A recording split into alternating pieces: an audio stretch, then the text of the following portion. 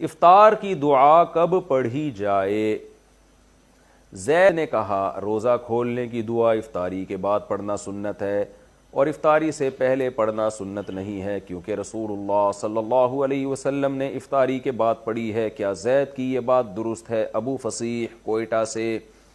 افطاری کی دو دعائیں حدیث سے ثابت ہیں۔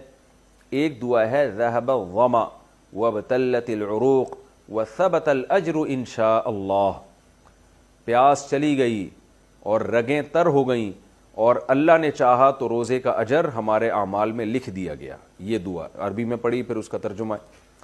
تو یہ دعا تو بالاتفاق افطاری کے بعد ہے، جب آپ نے افطاری کر لی، طبیعت کو سکون حاصل ہو گیا، اس کے بعد یہ دعا پڑھیں۔ اور ایک دعا جو ابو داؤد میں مرسل حدیث ہے، صحابی کا واسطہ حذف کر کے تابعی ڈائریکٹ نبی صلی اللہ علیہ وسلم سے نقل کرتے ہیں۔ وہ دعا کیا نقل کرتے ہیں؟ حدیث مرسل ہے، اللہم لک صمت وعلی رزقک افطرت۔ تو اس کے بارے میں آتا ہے کہ کان اذا افطر، نبی صلی اللہ علیہ وسلم جب افطار کرتے تو پھر آپ یہ دعا پڑھتے، اللہم لک صمت وعلی رزقک افطرت، اے اللہ میں نے تیرے لیے روزہ رکھا اور میں نے تیرے ہی لیے افطار کیا۔ اس دعا کے بارے میں فقہا کا اختلاف ہوا ہے کہ یہ افطاری سے پہلے پڑھنے کی ہے یا افطاری کے بعد پڑھنے کی ہے۔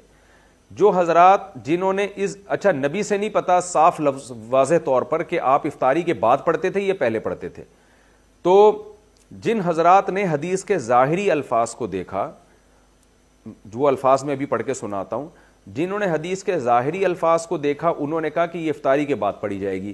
حدیث کے ظاہری الفاظ کیا ہیں؟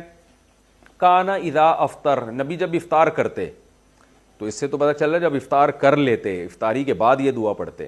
اور دعا کے الفاظ بھی کیا ہیں؟ اللہم لک صمت، اے اللہ میں نے تیرے لیے روزہ رکھا، یعنی پاسٹ کی بات ہے، وعلی رزقک افطرت، اور تیرے رزق پر میں نے افطار کیا، تو اس کا مطلب کر چکا ہے نا، تبھی تو دعا پڑھ رہا ہے۔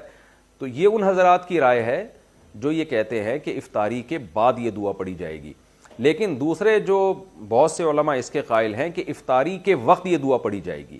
ان کی دلیل کیا ہے؟ وہ یہ کہتے ہیں کہ جو کام ہونے والا ہوتا ہے اسے بھی پاسٹ اور ماضی کے صیغوں سے تعبیر کیا جاتا ہے۔ جیسے حدیث میں جو آتا ہے نا، کانا اذا افطر، نبی جب افطاری کرتے مطلب افطاری کا ارادہ کرتے۔ اس کی مثال ایسے جیسے قرآن میں آتا ہے، یا ایھا الذین آمنوا اذا قمتم الی الصلاۃ، اے ایمان والو جب تم نماز کے لیے کھڑے ہو جاؤ، فاغسلوا وجوہکم، اپنے چہروں کو دھو۔ تو کیا مطلب کھڑے ہو جاؤ پھر تھوڑی دھو، بلکہ جب تم کھڑے ہونے کا ارادہ کرو۔ تو جو کام ہونے والا ہوتا ہے اس کو بھی ماضی سے تعبیر کیا جاتا ہے۔ تو اذا افطر کا مطلب اذا اراد ان یفطر، نبی صلی اللہ علیہ وسلم جب افطار کرتے، یعنی جب افطار کا ارادہ کرتے، جب افطار کی نیت کرتے، اس وقت یہ دعا پڑھتے۔ اسی طرح یہ جو حدیث میں الفاظ ہیں کہ اس میں ماضی کے صیغے، اللہم لک صمت وعلی رزقک افطرت، اے اللہ میں نے تیرے لیے روزہ رکھا، تیرے رزق پر میں نے افطار کیا۔ تو یہاں بھی یہ علماء کہتے ہیں کہ افطار کیا کا مطلب کرنے والا ہوں۔ تو جو کام ہونے والا ہوتا ہے اس کو بھی ماضی کے صیغوں سے تعبیر کیا جاتا ہے۔ اس کی عربی زبان میں بہت مثالیں ملتی ہیں۔ تو اب دونوں طرف دلائل ہیں، اور کوئی یقینی دلیل کسی ایک مسلک کی تائید کے لیے بھی نہیں ہے۔ البتہ ہماری رائے میں یہ جو دوسرا موقف ہے یہ زیادہ دلیل کے لحاظ سے اس لیے افضل معلوم ہوتا ہے۔ دوسرا موقف کیا ہے کہ افطاری سے پہلے پڑھنی چاہیے یہ دعا، یعنی افطاری کے وقت، افطاری کا بالکل ٹائم ہو چکا ہے تو آپ کھجور کھانے سے پہلے، پانی پینے سے پہلے یہ دعا پڑھ لیں، اللہم لک صمت وعلی رزقک افطرت، یہ پڑھ کے آپ کھائیں۔ تو یہ موقف ہماری رائے میں اس لیے ہے کہ تعامل ناس ہے، عامۃ المومنین اسی پر عمل کرتے چلے آ رہے ہیں کہ عام طور پر یہ دعا افطاری سے پہلے پڑھی جاتی ہے۔ اور ویسے بھی دو دعائیں ہیں، تو ایک افطاری سے پہلے پڑھ لی جائے اور ایک افطاری کے بعد، کیونکہ افطاری کے بعد والی جو دعا ہے وہ تو متعین ہے، ذهب الظما وابتلت العروق وثبت الاجر ان شاء اللہ تعالی۔ تو ہماری رائے میں یہ دوسرا موقف زیادہ بہتر معلوم ہوتا ہے، تعامل ناس، لوگوں کے عمل کی وجہ سے۔ شریعت میں جو ہے نا اتفاق، اتحاد، ما رآہ المؤمنون حسنا فهو عند اللہ حسن۔ عبداللہ بن مسعود کا قول ہے کہ جس چیز کو مسلمان اچھا سمجھتے ہوں اللہ کی نظر میں بھی وہ اچھی ہوتی ہے۔ تو ڈیڑھ اینٹ کی الگ سے مسجد نہیں بنانی چاہیے، جب جس پر سب عمل کر رہے ہیں تو اسی پر عمل کی جائے، جبکہ اس پہ دلیل بھی قائم ہو۔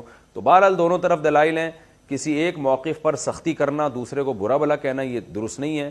اگر کوئی وہ والا موقف اختیار کرتا ہے کہ نہیں جی افطاری کے بعد ہی یہ دعا پڑھنی چاہیے تو بھی ٹھیک ہے، تو بھی کوئی حرج نہیں ہے۔